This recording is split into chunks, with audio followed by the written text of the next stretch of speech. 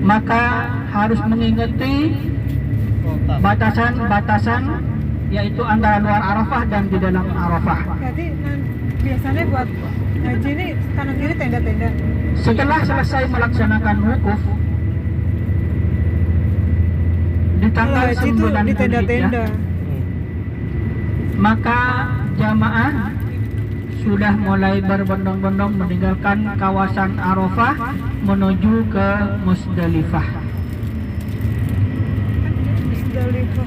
Perjalanan dari Arafah menuju ke Musdalifah itu kurang lebih 7 kilo. Tidak semua jamaah itu menggunakan bus. Ya, ketika keluar dari Arafah menuju ke Musdalifah, tidak semua jamaah menggunakan bus. Banyak jamaah yang berjalan kaki.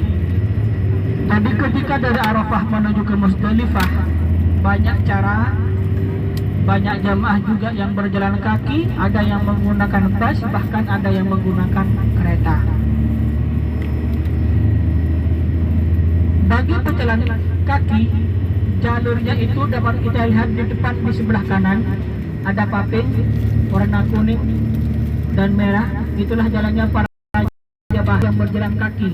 Ada beberapa jalur, jadi khusus bus, ada jalur khusus untuk bus, ada jalur khusus untuk berjalan kaki, dan juga yang menggunakan kereta khusus untuk yang kereta. Jadi tidak semua jamaah itu menggunakan bus.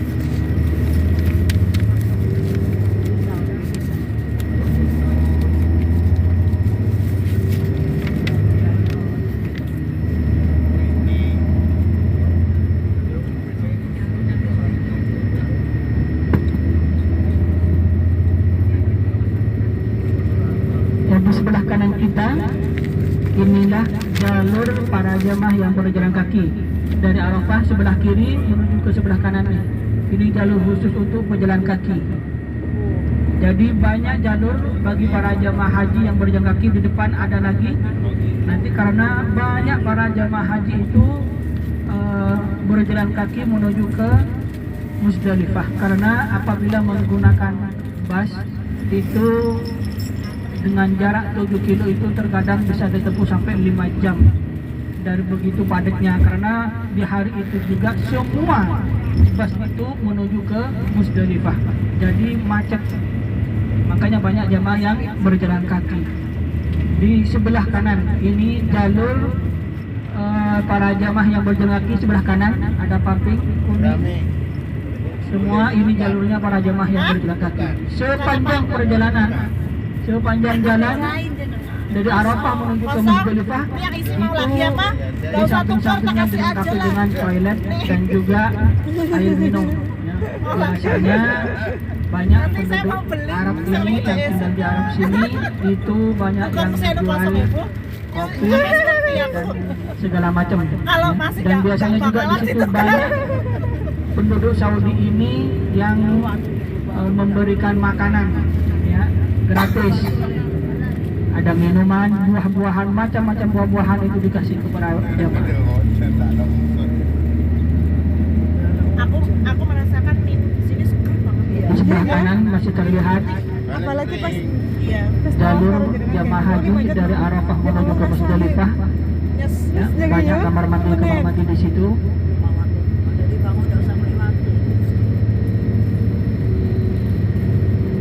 Apalagi air jam-jam yang dingin tuh.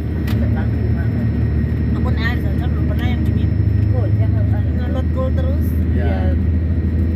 Dan aku kalau es juga nggak pernah sih di rumah es.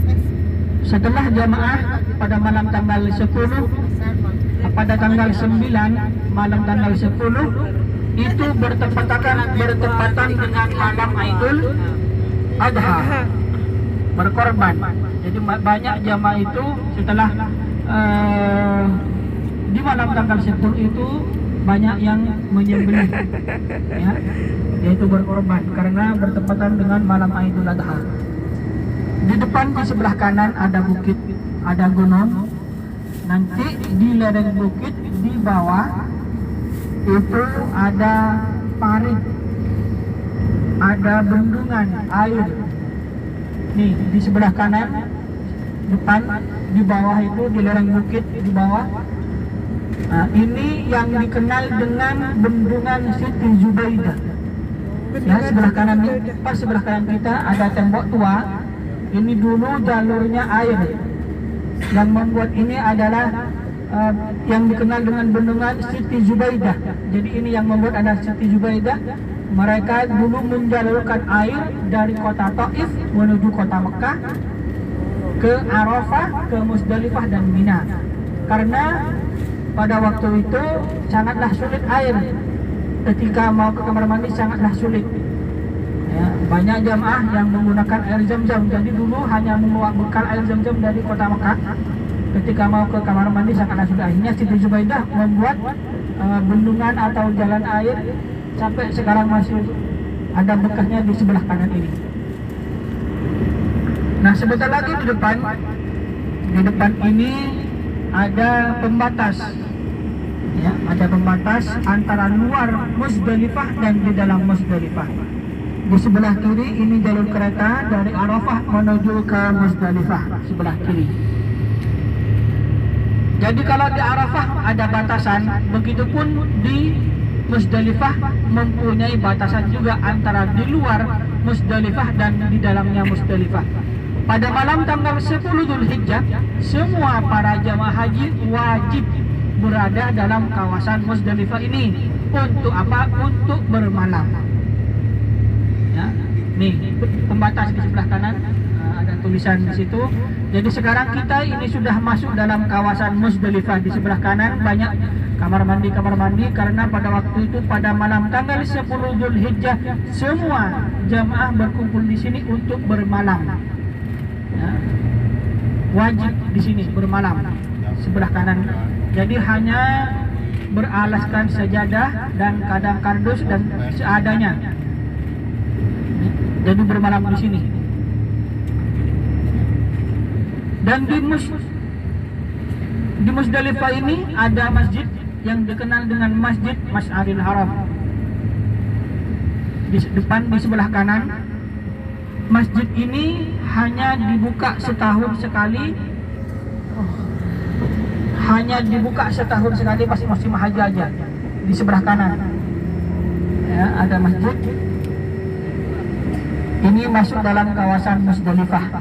Semua jamaah haji berkumpul di sini, bermalam, tidur di sini. Jadi apabila jamaah tidak bermalam, tidak mabit di sini, maka hajinya pun tidak sah. Nah, setelah jamaah selesai bermalam, jadi biasanya jam 10, jam 12 itu jamaah udah sampai di sini, mereka tidur sampai subuh. Itu afdalnya. Namun ada yang mengatakan yang penting lewat dari jam 12 malam sudah boleh keluar dari kawasan Musdalifah ini. Cuman Rasulullah dulu mabit di Musdalifah itu sampai terbitnya matahari. Setelah selesai melaksanakan mabit atau bermalam di Musdalifah, maka jamaah menuju ke Mina untuk melontar jamarat. Ada sebagian jamaah yang menuju ke Masjidil Haram untuk melaksanakan tawaf ifadah. Jadi ada dua cara untuk membuka kain ihramnya para jamaah haji, yang mana mulai dari tanggal 8 mereka berpakaian ihram sampai ke malam tanggal 10, sampai di tanggal 10 jamaah setelah selesai mabit, maka ada sebagian jamaah menuju ke Mina untuk melontar Jamratul Aqabah. Satu tubuh saja 7 butir kerikil di tanggal 10. Ada sebagian jamaah menuju ke Masjidil Haram dari Musdalifah ini. Jadi bagi jamaah yang menuju ke Masjidil Haram terlebih dahulu, maka mereka melaksanakan tawaf ifadah. Tawaf dengan sa'i, setelah itu bertahallul dan boleh membuka kain ihramnya. Setelah itu bagi jamaah yang dari Musdalifah ini menuju ke Mina terlebih dahulu, maka mereka harus melaksanakan jamarat, melontar satu tubuh, yaitu Jamratul Aqabah. Ya, satu tubuh 7 butir kerikil. Setelah melontar, maka mereka sudah boleh membuka kain ihramnya. Di sebelah kanan ini tenda-tenda Mina Jadid atau tenda Mina yang baru. Ya, ini masih masuk dalam kawasan Musdalifah, jadi bukan masuk Mina. Di sebelah kanan tenda Mina Jadid atau tenda Mina yang bisa jadi baru. muda ya, ini Nah, bapak-bapak di sebelah ada pelang, ada tulisan Musdalifah and here atau Nihaya Musdalifah. Di sebelah kiri ada tulisan, ada pelang berakhirnya yaitu kawasan Musdalifah. Nah, sebelah kanan sebelah kiri kita ini kawasan Mina Jadid ya, atau kawasan tenda Mina yang baru. Nah, ini masih belum masuk kawasan Mina. Jadi nanti kawasan Mina itu di situ di depan ada batasannya juga, ada pelang tertulis Bidayah Mina. Nah, kita sekarang sudah keluar dari Musdalifah namun belum masuk ke Mina. Di sinilah Bapak Ibu dulu tidak dibangun dengan tenda-tenda ini. Ini baru nih. Makanya kenapa tidak dibangun dengan tenda-tenda? Karena di sini adalah tempat yang bersejarah juga, dinamakan dengan Wadi Muhassir. Wadi Muhassir, atau di mana di sini adalah tempat pasukan gajah dulu yang berniatan untuk menghancurkan Ka'bah. Mereka Allah mendatangkan burung ababil yang membawa kerikil dari neraka dan menghancurkan mereka, pasukan gajah. Itu letaknya antara Musdalifah dengan Mina. Makanya tidak dibangunlah dengan Mina. Nah, kawasan Mina ini di depan. Di depan di sebelah kiri ada pelang Bidayah Mina. Bahwa kawasan Mina dimulai dari pelang ini. Dari tanggal 11, 12, dari tanggal 10, 11, 12 jamaah semuanya berada dalam kawasan Mina ini. Bahkan ada jamaah yang ngambil nafar sani, yaitu sampai tanggal 13 Dzulhijjah. Nah, sebentar lagi dapat kita lihat setelah jembatan ini, di sebelah kiri ada di atas bukit ada tugu kecil yang bersejarah. Nah, dapat kita lihat di depan sebelah kiri ada bukit kecil. Halo, di belakang Bapak Ibu tidur? Enggak. Di depan sebelah kiri ada tugu kecil. Ya, masih bisa. Kelihatan ada tugu kecil di atas bukit? Itu tempat Ismail yang mau disembelih dan diganti dengan seekor. Tahu semua. Itu di sebelah kiri. Ya. Ini jadi di sebelah kiri itu sudah itu rumah. Bisa dilihat lagi sebelah kiri agak ke belakang ya. Itu tempat Ismail yang mau disembelih dan diganti dengan seekor kambing, tempatnya di situ. Nah, di sebelah kiri, masih di sebelah kiri di atas bukit sana ada bangunan banyak, rumah-rumah di atas sana. Itu rumah masa depan Bunda Rahmi itu. Amin. Istana Raja. Rumah Istana Raja. Tamu-tamu raja yang melaksanakan haji diletakkan di atas bukit sana. Kayak Pak Jokowi. Itulah kalau tamu tamu abang raja di yang atas. biasa di sebelah kanan.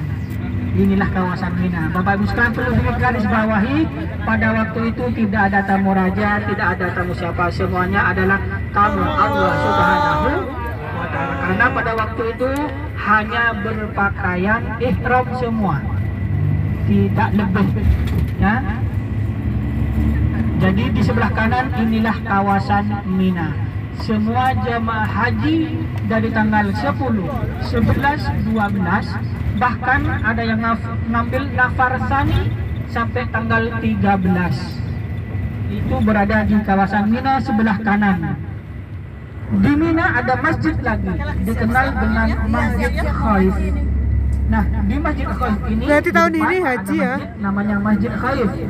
Di sinilah Rasulullah dengan para sahabatnya melaksanakan Pas saya lah sholat banyak kejadian selama pas pelaksanaan 2015 yang haji. kran pada jatuh itu Oh, Dan kan. berkhutbah juga di Masjid Khaif di depan sebelah kiri. Paspor pada nggak keluar. Ayo kita noleh ke sebelah Tetanggaku pas kiri. kerja di sini. Ada masjid. tahun 2016. Pas iya di keren itu. Wah, Malah kemarin meninggal. Sebelah kiri kelihatan ada Masjid Khaif. Dan tempat melontarnya itu di sebelah kiri ada 3 lantai. Ayo melihat ke sebelah kiri, noleh kiri. Tempat melontar. Ya giri-giri. Tuh, melontarnya ada 3 lantai itu. Yang ada tugu putihnya itu di situ, di bawahnya ada tugu. Tempat melontarnya itu sebelah kiri, ya. Ada 3 lantai. Pak Hamidi, ingat-ingat ya. Tuh tempat melontar di situ ada 3, Jubratul Ula, Usta dan Aqabah. Nah, itu yang ada tenda putih. Kita noleh ke sebelah kanan lagi, noleh kanan kiri. Noleh kanan ada terowongan. Itu ada terowongan Mina sebelah kanan. Dulu yang pernah terjadi bentrokan itu di sebelah kanan. Itu yang dikenal dengan terowongan Mina. Dulu pernah terjadi bentrokan dan banyak jamaah dari Indonesia yang meninggal pada waktu itu. Inilah terowongan Mina seperti di sini. Sekarang ini jamaah ketika mau melontar bagian Asia terutama, mereka ketika mau melontar melewati terowongan ini. Melewati terowongan ini. Nih, biasanya setelah terowongan, ya setelah terowongan nanti ada masih ada kemah, tenda untuk jamaah bagian Asia.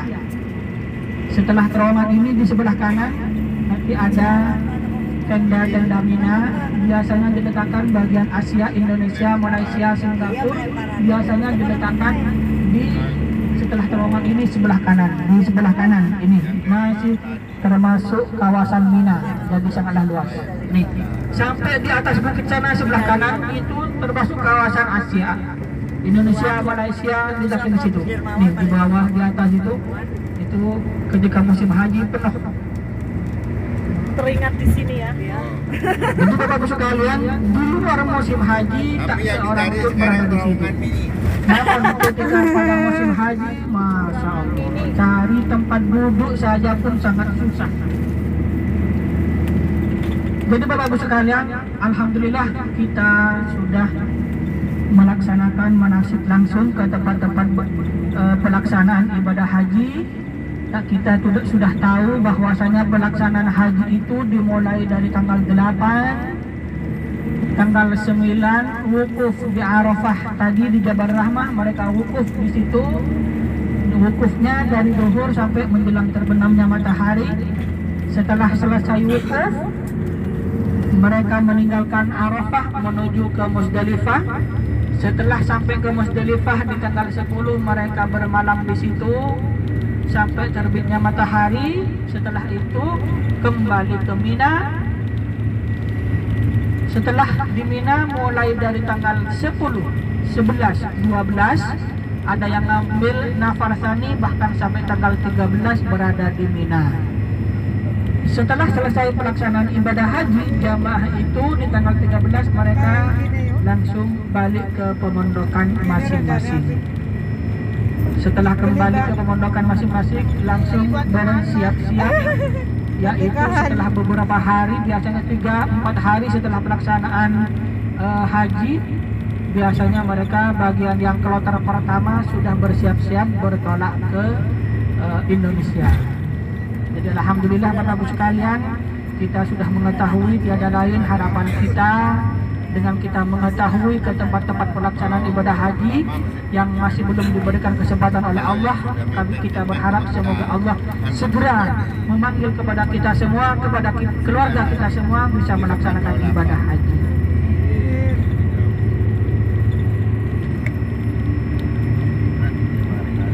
Ingatlah Bapak Ibu sekalian bahwasanya kita tetap berbesar hati bahwasanya orang yang sampai ke kota Mekah ini adalah karena mendapatkan panggilan dari Allah Subhanahu wa Ta'ala, bukan dengan apa yang kita punya. Karena terkadang ada saudara kita, tetangga kita yang lebih punya dari kita, namun belum mendapatkan panggilan dari Allah, mereka belum sampai. Begitupun sebaliknya, ada saudara kita, tetangga kita yang sudah mendapatkan panggilan dari Allah untuk ke umrah ataupun haji, malah mereka yang nyampe duluan. Kenapa? Karena Allah akan memampukan bagi hamba yang sudah dipanggil.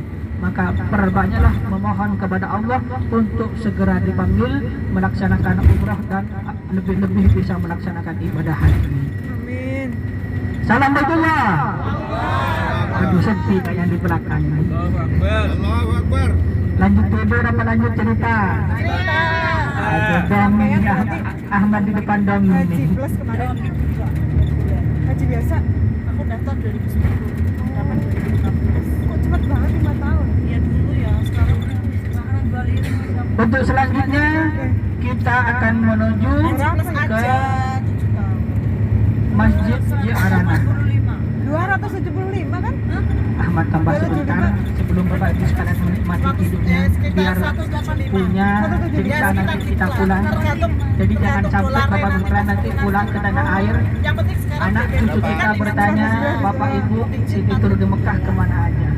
Jawabannya tidak tahu karena ibu saya kurang tidur. lebih 7 tahun. Jadi nggak ada yang mau Daftar diceritain. lagi Pak Hamidi. Alhamdulillah. Dulu reguler apa itu? Reguler. Jadi Bapak Ibu sekalian, di Masjid Ji'aranah sana adalah tempat mikot. Pun juga di Masjid Ji'aranah adalah tempat pembagian harta rampasan dari hasil peperangan Hunain dan Hawazin. Maka setelah Rasulullah kurang lebih 7 hari 7 malam berada di Masjid Ji'aranah, maka Rasulullah membagi-bagi harta rampasannya kepada para sahabat. Lalu Rasulullah menjatuhkan niat umrahnya berserta para sahabatnya di Masjid Ji'aranah ini.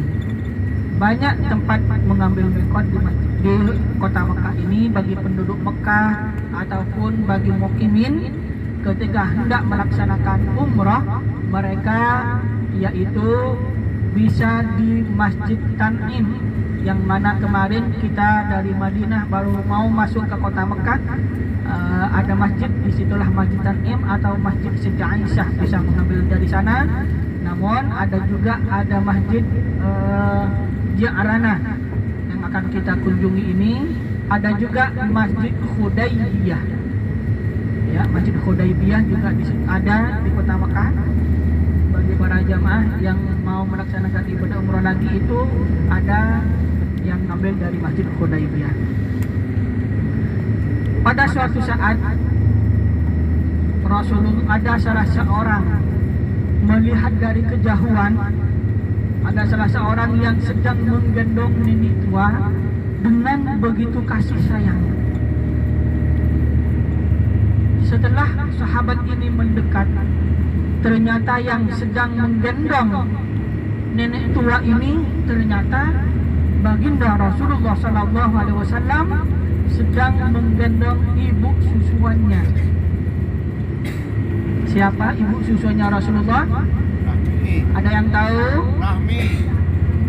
Halimatus Sa'diyah. Sa'diyah. Itulah ibu susuan Rasulullah. oleh Rasulullah digendong dari masjid di Arana menuju kota Mekah, yang mana kurang lebih Rumahnya lo kotak sih. 28 kilo.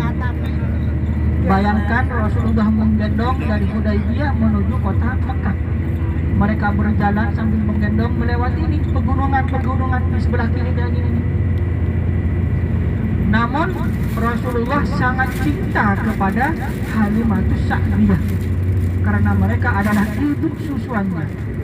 Hanya ibu susuan sebegitu cintanya Rasulullah SAW sampai digendong dari masjid di Arana menuju kota Mekah.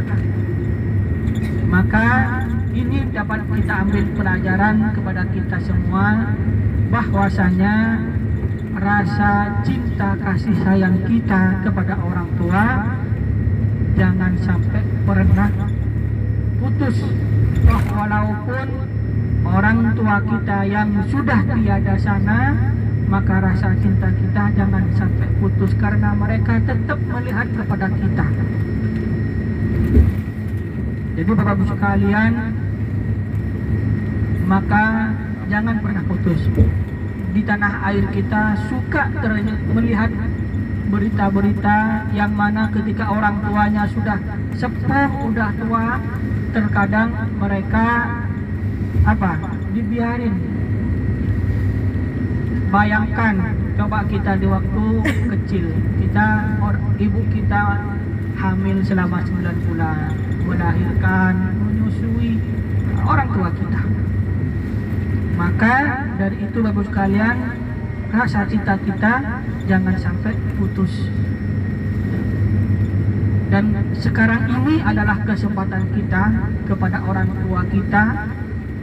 Hari ini kesempatan kita bagi para jamaah yang masih sehat, ingin menghadiahkan umrohnya, ingin menghadiahkan umroh kepada orang tuanya, berkesempatan sekarang. Jadi Bapak Ibu sekalian, pastikan ini sering terjadi kepada para jamaah. Ketika umroh kedua ini suka memaksakan, karena mereka berkeyakinan umroh kedua ini adalah sunnah. Bukan, tidak ada umroh sunnah. Yang ada itu adalah tawaf sunnah. Jadi kalau umroh itu wajib, dalam artian ketika kita sudah menjatuhkan niat umroh, toh walaupun umroh untuk orang lain, maka kita wajib menyempurnakan sampai selesai. Ini terkadang para jamaah salah paham, dikirain umroh yang kedua ini sunnah, bukan, ya. Jadi apabila nanti kita menjatuhkan niat umroh, toh walaupun umroh untuk umroh diri kita sendiri ataupun mengumrohkan orang lain, orang tua kita, maka tetap wajib disempurnakan sampai tahallul. Jadi harus melaksanakan tawaf, harus melaksanakan sa'i dan juga tahallul. Jadi yang masih sehat, Bapak Ibu sekalian, mari kita hadiahkan kepada orang tua kita dengan cara yaitu mengumrohkan orang tua kita, bapak ibu kita diumrohkan sebagai hadiah rasa cinta kita kepada orang tua. Karena mereka melihat, mereka senang. Itu yang di dalam kubur sana itu mereka senang dengan kita menghadiahi. Apabila kita tidak mampu dengan mengumrohkan, silakan mau diwakafkan Al-Quran di Masjidil Haram, silakan. Mereka senang, ya.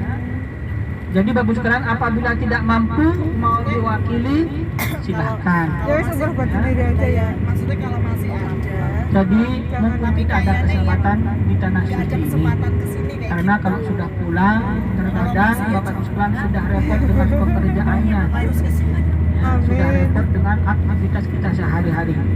Maka bagi para jamaah yang masih sehat, ingin memberikan hadiah kepada almarhum bapak ibu kita, kakek nenek kita, ya, kita mengambil mekot nanti di Masjid Cikranah. Ingat bapak ibu sekalian, bahwasanya satu kali niatan untuk satu orang, tidak bisa dijamak ya.